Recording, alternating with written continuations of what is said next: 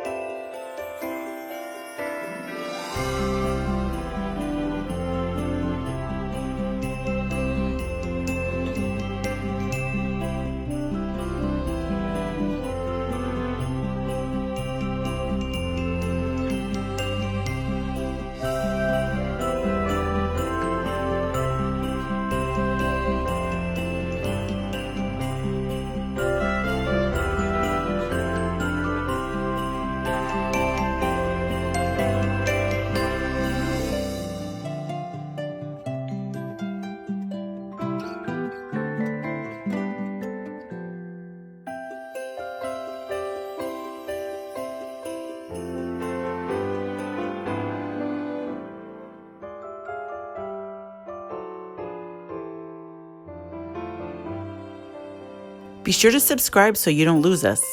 We've got more favorites to come.